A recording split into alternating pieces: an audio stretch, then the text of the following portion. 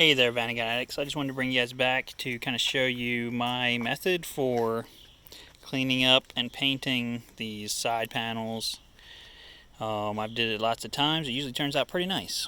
So step one, this is one that hasn't been cleaned or anything. You want to clean it up. You can wash it with water, soap, all that good stuff. Once you get it cleaned up, I usually try to use one of these Scotch-Brite pads. You can buy them for body work at your local paint shop. The nice part about them is what you're trying to do is rough up the surface, okay, so that it has the ability for the paint to stick. Okay, so the thing with paint is it doesn't really want to stick to a smooth surface. It wants to stick to a surface that has, roughness to it, because that gives it something to grip onto. And I'm trying to think of a good way to think about this, but I don't know. Sometimes if you try to put a sticker on something that's super smooth, it just peels right off after a short time because it's so smooth it doesn't have anything to grip onto. If it's a rough surface, it holds better, and that's the same thing with paint. Okay, so usually I will rub it down with this Scotch-Brite pad. If you feel any things sticking up, you want to get a little bit more involved. Like this one, the clear coat on the top edge was crumbling off. So you just want to smooth it out. You don't want to get crazy. I got a piece of sandpaper. This is like an 80 grit, I think. I could have got maybe something slightly less aggressive and it would have been fine, but that's what I had sitting around. And I just smoothed it until now I can run my finger over it. I don't feel any rough spots anymore. Then I redid it with this again to smooth it out even more. Again, the finer grain of your sandpaper that you use, the less chance you're going to see lines. Okay, so if you use really high grit sandpaper on something, when you get done painting, you'll see these lines and grooves where the sandpaper scratched the surface. So that's why you want to start out, aggressive, and then work your way to being less and less aggressive. And with these fiberglass panels, you're not dealing with rust. You're just dealing with roughing it up so that it can get paint and hold paint. So usually just cleaning it, running this over it, that's enough it'll get kind of like a dull look to it instead of being shiny. This one isn't really super shiny, but it still has a little shine down here. You can kind of see this one, it's kind of gone because now it's like a matte because I've used this on it. Then I will use some acetone on a rag or a piece of like paper stuffing things, paper towel, that word, and just wipe it all down real good so that way you don't have any dust on it, you don't have any wax or any kind of contaminants.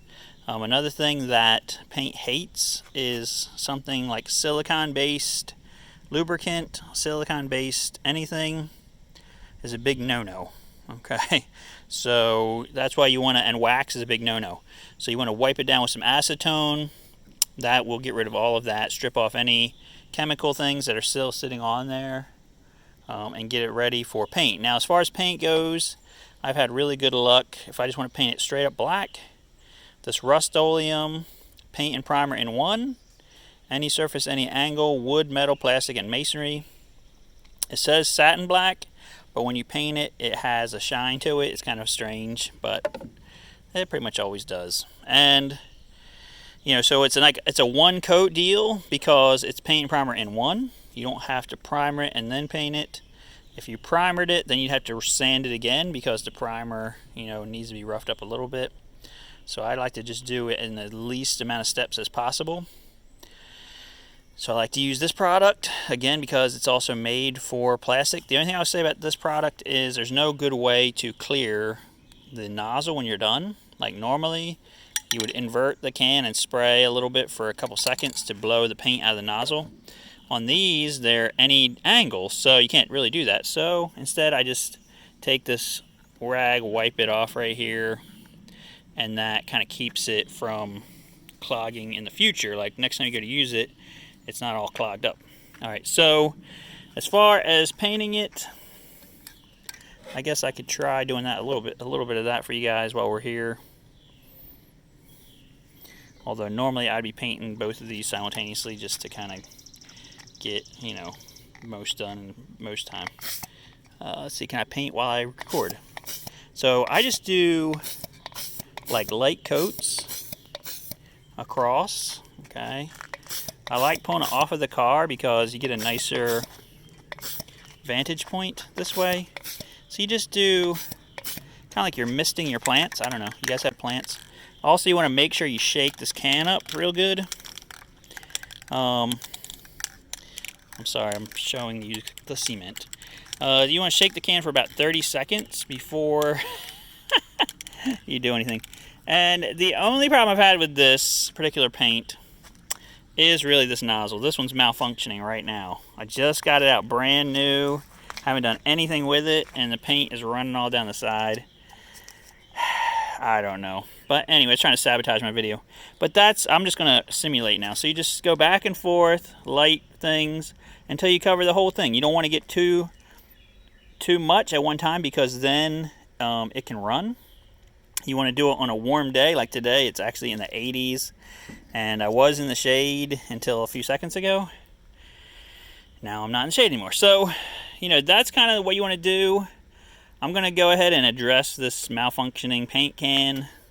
I usually buy multiples of these because of this exact issue that sometimes you get a dud. I guess I could go after Rust-Oleum and say, hey man, give me my money back, but I just thinking buy another can. So that's it for the moment. I will bring you guys back when we get all of our stuff painted and I get all this paint off myself and off of my phone. So that's it, guys. We'll see you on the next video.